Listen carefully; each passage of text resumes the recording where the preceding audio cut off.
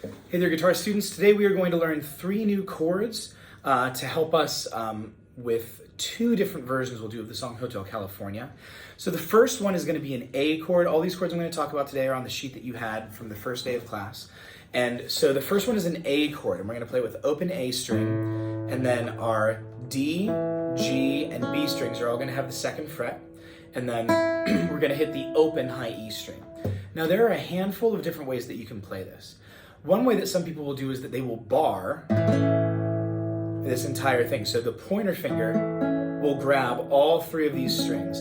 You can do that. There's some circumstances where I do recommend it. Here I don't recommend it because we're not going to get that last string to come out and ring very clearly. So there's other ways we can do it also. You can put your pointer finger on the D string, middle finger on the G string, and ring finger on the B string, and hold all those down together. Now you may be trying that and having trouble getting everything squished in. Maybe you're rotating out, you're going to end up on the 1st fret. You just don't have enough room to do this. Another thing that you can do, this is a variation that I like to use a lot, is instead I will use my 3 smaller fingers. So middle, ring, and pinky. It requires a little bit more dexterity out of the pinky, but I think that the spacing ends up being a little bit nicer.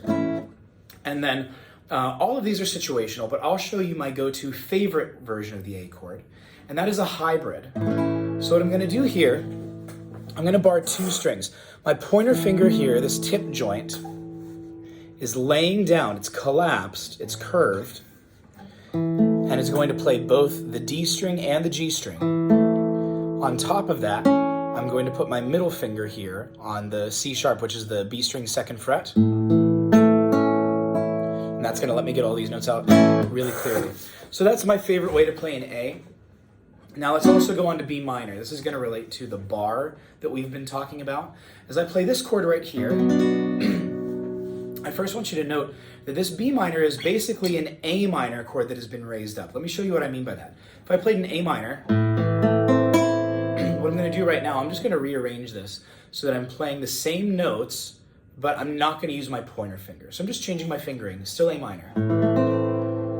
Well, what I want to do is I want to raise everything, including the open strings, up by 2 frets.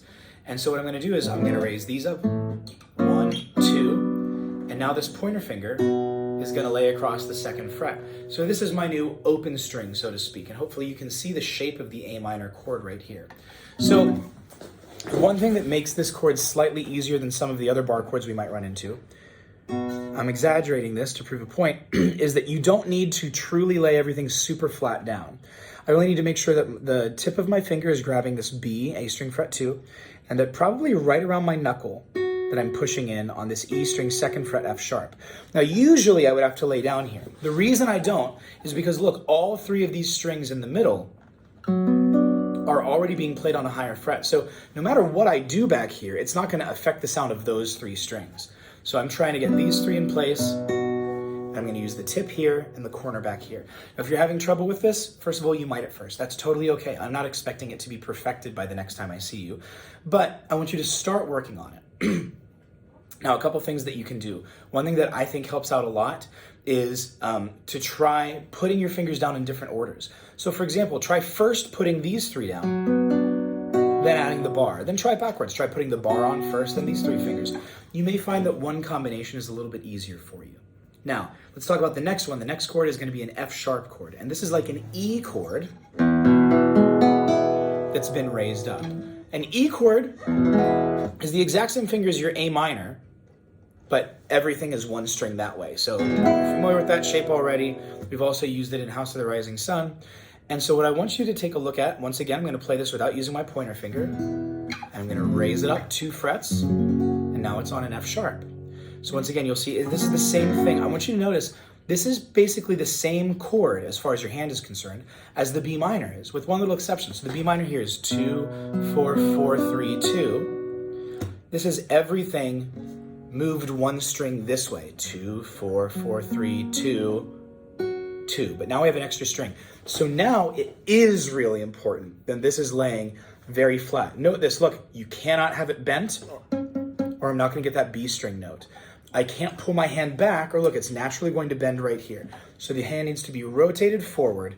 This is going to be as flat as you can be. I'm pushing in from the knuckle and this knuckle here. I'm pushing in from those spots, trying to lay down. I'm trying to, as best as I can, grip the entire guitar. And then you can do set your thumb on the back, and just imagine hitting down like this, as if you were clamping on the guitar. That's the motion that you're effectively holding in place when you do a bar. So this one's going to be even trickier. I would say make sure that you're solid with the B minor chord, at least relatively solid, before you move on to really trying to hold yourself accountable for this F sharp chord. And once again, I'm not expecting it all perfect. Just do as best you can. I'll see you later. Happy practicing.